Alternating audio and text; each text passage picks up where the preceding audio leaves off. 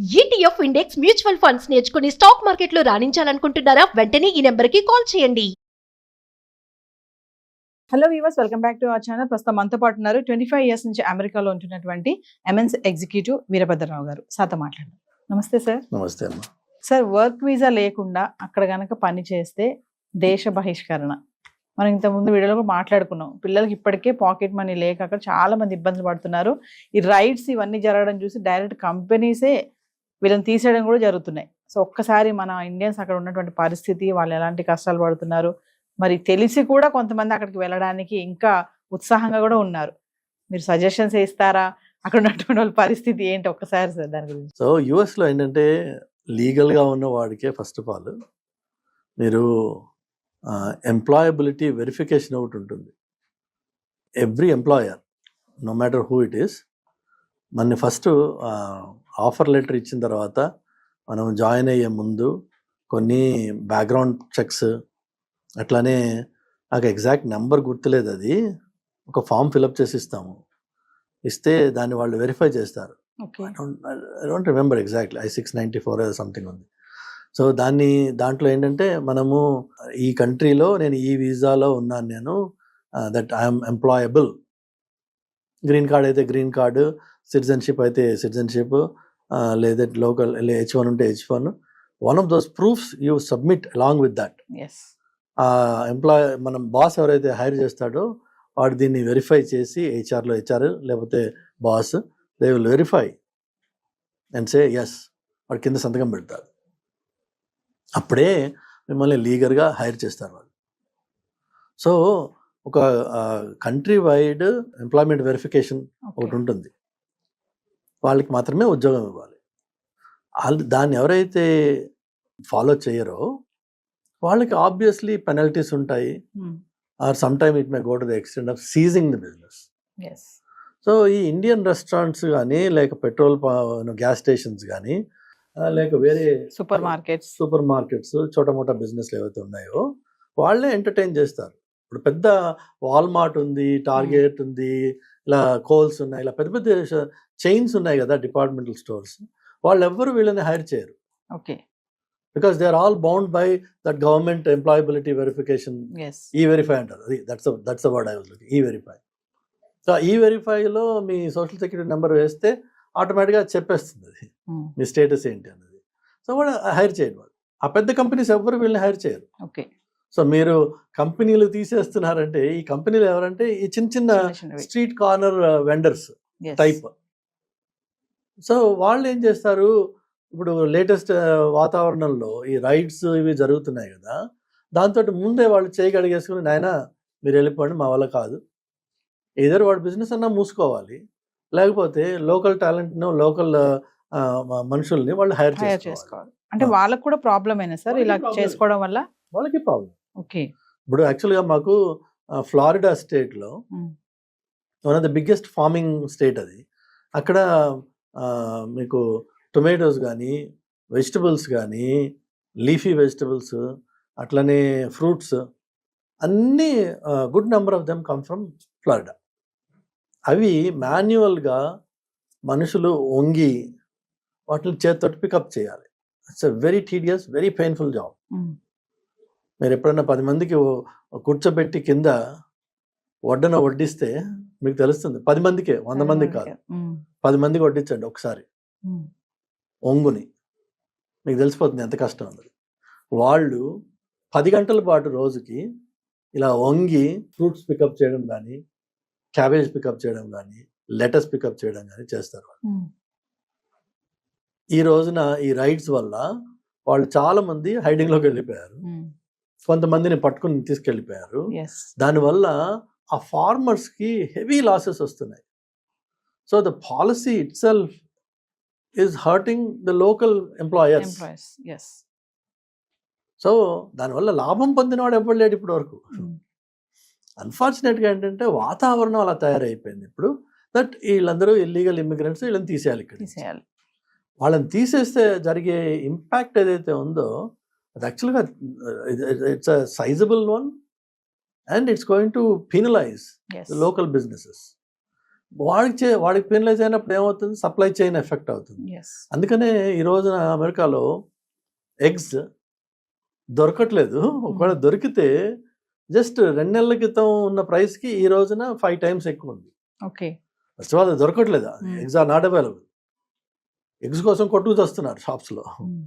ఒకవేళ వస్తే అది 5 రెట్లు ఎక్కువ ఉంది ప్రైస్. దేనివల్ల? ఈ మనుషులు లేకపోవడం వల్ల, వర్క్ చేయడానికి లేరు. ఎందుకంటే ఆ పౌల్ట్రీస్ కానీ, ఆ Yes. మీట్ షాప్స్ కానీ అని పెద్ద పెద్ద ఉంటాయి. పౌల్ట్రీ అంటే చిన్న చిన్నగా ఉంటుంది, సమ్ థౌజండ్స్ ఆఫ్ ఏకర్స్లో ఉంటాడు వాడు, మీట్స్ అంతే. సో అందులో ఎవ్రీబడి నోస్, జగం మెరిగిన సత్యం అది. ఇల్లీగల్ ఇమిగ్రెంట్స్ అందులో వర్క్ చేస్తారు. అందులో పడే కష్టం లోకల్ వాడు పడలేడు. అయినా వాళ్ళని తీసేస్తామని, వాళ్ళు రైడ్ చేస్తామని వాళ్ళు తీసేస్తుంటే హర్ట్ అయ్యేది ఎవరంటే local economy, local farmers. Work చేయడానికి మనుషులు లేరు అక్కడ, సప్లై చేయడానికి లేరు. కానీ ఈ లోకల్ ఫార్మర్స్ పెనల్టీస్ ఫేస్ చేయలేరు కదా. అందుకని వాళ్ళు కూడా ఆ వాలంటరీగా చెప్తారు, ఎవరి నాయన రేపటి నుంచి రాకంటారా మీరు. సేమ్ థింగ్ మన ఇండియన్ రెస్టారెంట్స్ కానీ, చైన్స్ కానీ, చిన్న షాప్స్ కానీ, వీళ్ళు కూడా ఈ స్టూడెంట్స్కి చెప్తున్నారు, బాబు సార్ వాతావరణం బాగాలేదు, I can't hire you, if necessary I close the shop, లేకపోతే నేను ఒక్కడిని చేసుకోగలిగితే చేసుకుంటా అని మీరు రేపటి నుంచి రాకండి ఇంకా. దానివల్ల ఏమవుతుంది మీకు, ఓకే ఎకానమీ, బిజినెస్, ఫార్మర్స్ ఇవి ఎఫెక్ట్ అవుతున్నాయి అంటే అదే ఒక సైడ్, అది maybe we don't care about it. కానీ మీకు స్టూడెంట్స్కి నిన్నటి వరకు ఏదో కొంత ఎక్స్ట్రా డబ్బులు సంపాదించుకుంటున్నా నేను, నాన్న నువ్వు నాకు పంపించక్కర్లేదు అన్న పిల్లాడు all of a sudden now they are calling their parent. Pocket money cut అయిపోయింది. అది పాకెట్ మనీయే కాదు యాక్చువల్గా, మీకు చూస్తే ఫీజులు దాంతోటే కట్టారు, పాకెట్ మనీ, వాళ్ళ ఎక్స్పెన్సెస్. అంటే మళ్ళీ కంటిన్యూస్గా ఇండియా నుంచి పేరెంట్స్ డబ్బులు పంపించాల్సిన అవసరం లేకుండా అక్కడ మేనేజ్ చేసుకునే వాళ్ళు అని ఆ సిచ్యువేషన్ మారిపోయింది. కాబట్టి ఇప్పుడు ఏంటంటే మీ పిల్లలకి మీరు డబ్బులు పంపించడానికి రెడీ అవ్వండి ఒకటి, లేకపోతే వాడు అక్కడ అర్ధాకలతో ఉండాల్సి వస్తుంది, లేక తప్పుడు పనులు చేయాల్సి వస్తుంది బతకడం కోసం.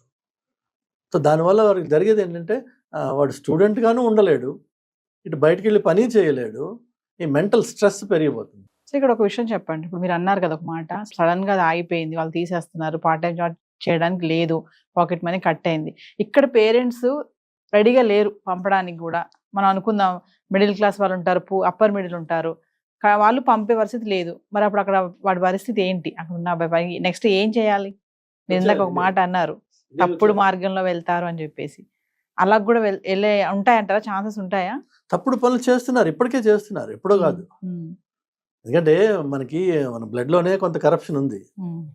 సో ఈ corrupt practices, corrupt influences, short cuts చేస్తున్నారు. మీరు యూట్యూబ్లో వీడియోస్ చూసినట్టయితే రీసెంట్గా నేను చూసాను, డాలస్ ఏరియాలో మన ఇండియన్ తెలుగు పిల్లలు posing as some sort of inspectors, targeting Indian stores, and వాళ్ళకి వెళ్ళి అక్కడ ఎక్స్పైర్ అయిపోయిన ఐటమ్స్ ఏమన్నా షెల్ఫ్లో ఉన్నట్టయితే తీసి వాడిని భయపెట్టి, నువ్వు అది నాకేమైనా డబ్బులు ఇవ్వకపోతే నేను కేసు పెడతాను నీ మీద, as though this fellow is a government employee, వీడు కాదు వాడు కాదు. అలా చేసిన ఇండియన్స్ రీసెంట్గా పట్టుకున్నారు అక్కడ. అట్లానే ఇక్కడ స్కామ్స్ ఉన్నాయి కదా ఆన్లైన్లో, ముసలాళ్ళని పాపం రిటైర్డ్ పీపుల్ని వాళ్ళ they loot them out of their savings. So కొంతమంది ఏమో బ్యాంక్స్ నుంచి ట్రాన్స్ఫర్ చేస్తున్నారు. రీసెంట్గా ఒకరిని పట్టుకున్నారు, వాడు he went to collect some 400 grams of gold from somebody, right? ఆ కలెక్ట్ చేసిన వాడు ఎవడు? ఇండియన్ స్టూడెంటే. వాడికి ఎవరో ఇక్కడి నుంచి ఇండియా నుంచే కాంటాక్ట్ చేసి, నువ్వు పలానా పని నాకు చేస్తే నీకు ఇంత కట్టిస్తానని చెప్పారట. నేను కలెక్ట్ చేశాడు. కలెక్ట్ చేసిన టైంలో కాప్స్ రెడీగా ఉన్నారు, పట్టుకున్నారు వాడిని. వాడికి నోరు తెరిచి సరిగ్గా మాట్లాడడం రావట్లేదు వాడికి. But he was ready to be part of the scam. ఎందుకు? ఆ చిన్న కట్టేది వాడికి వస్తుంది, 2000-1000 వస్తాయి వాడికి.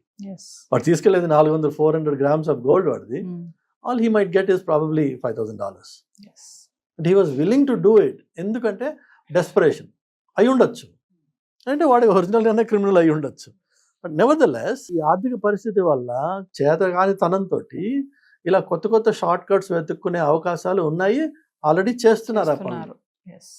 సో తల్లిదండ్రులు దయచేసి వాళ్ళ పిల్లలతో మాట్లాడుకుని వాళ్ళ రియల్ పొజిషన్ ఏంటి అక్కడ అసెస్ చేసి, మీరు అన్నట్టుగా నెక్స్ట్ ఏంటి, యూ హ్యావ్ మీరు be very honest with yourself. Yes. నువ్వు డబ్బు ఇక్కడ పుట్టించి వాడికి పంపించగలవా? ఇంకో సంవత్సరమా, 2 సంవత్సరాల, 3 సంవత్సరాలు? లేదు, వాడికి అక్కడ అవకాశం ఇది కాకుండా అంటే లీగల్గా డబ్బులు సంపాదించే అవకాశం ఏదైనా ఉందా? ఈ రెండు లేని పరిస్థితిలో your only other alternative is to come back. Okay.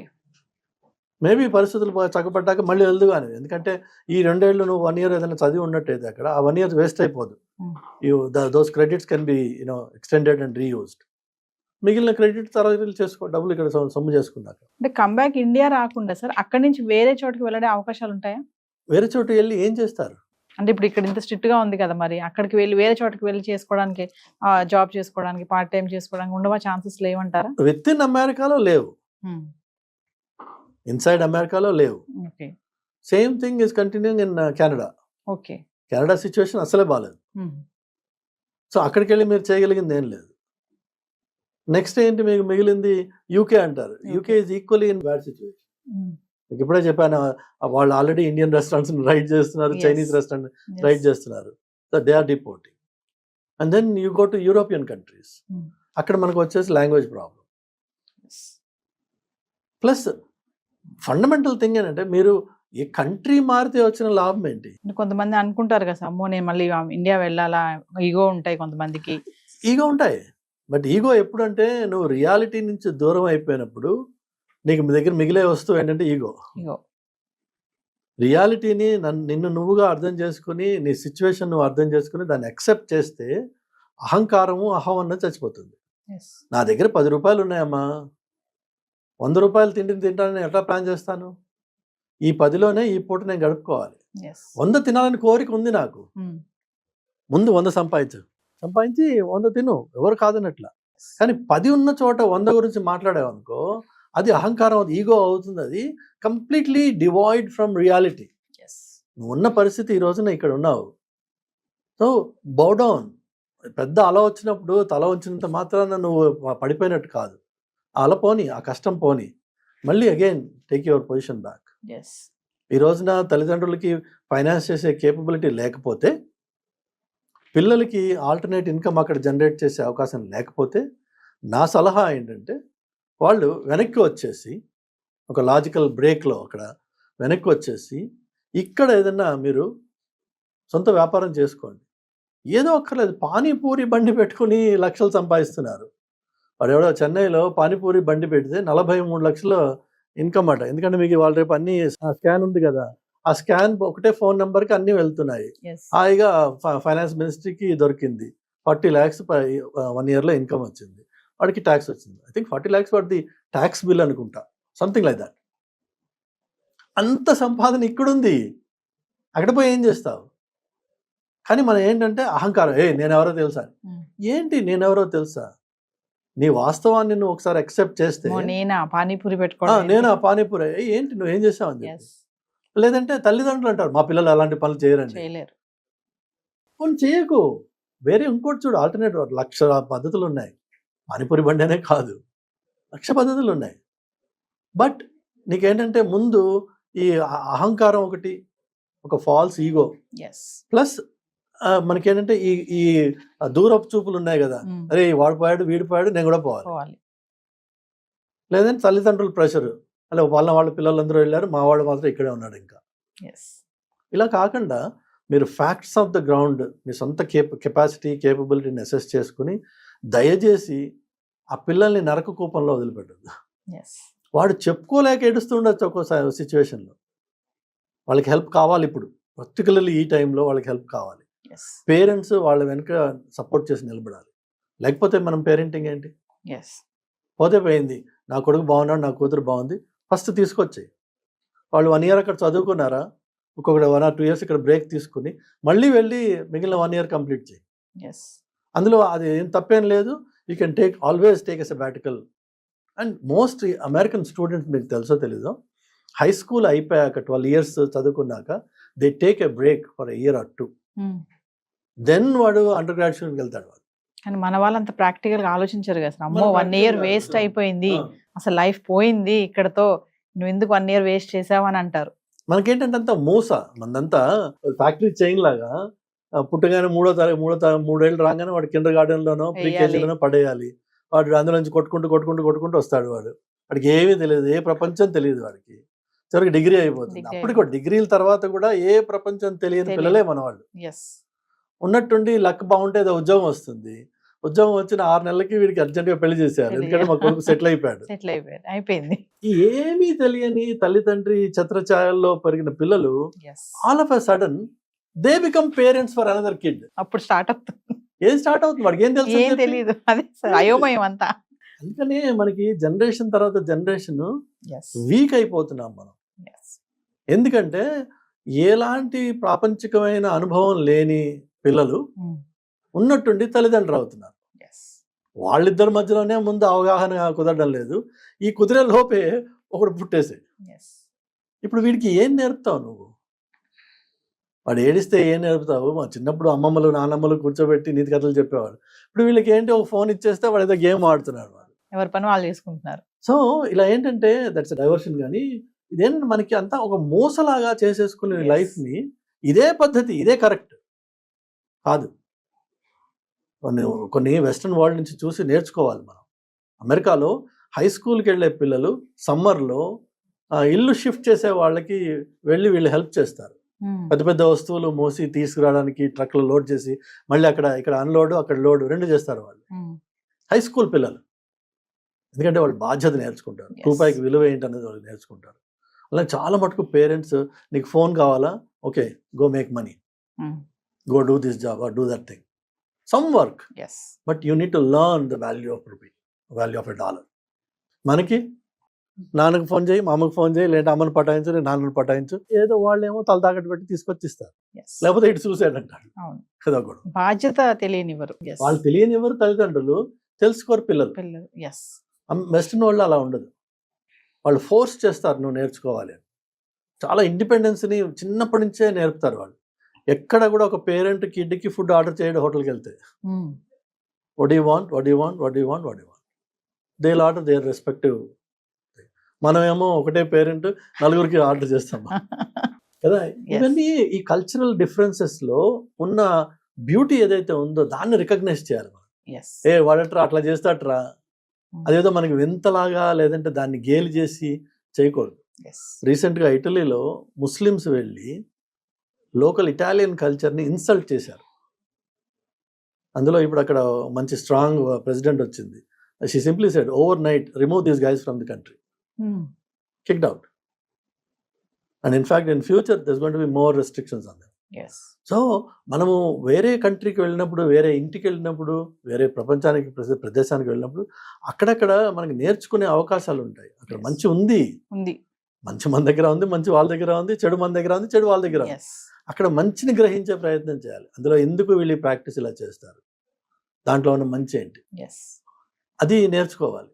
So coming back to the point, my humble request to the parents is honest discussion పిల్లలతోటి. వాళ్ళ సిచ్యువేషన్ ఏంటి, మీ సిచ్యువేషన్ ఏంటి, రెండు వైపులా బేరీజ్ చేసుకుని, ఎస్ నువ్వేమైనా అమ్మి డబ్బులు తీసుకురాగలవా, తీసుకురా. వాడేమైనా చేసి తీసుకురాగలదా, ఓకే. ఇవి రెండు నీ వల్ల కావట్లేదు, వాడిని అక్కడ త్రిశంకు సగంలో వదిలేయకుండా దయచేసి వాడిని తీసుకొచ్చేయండి. Yes let them be safe first, then will think of the future. Thank you sir.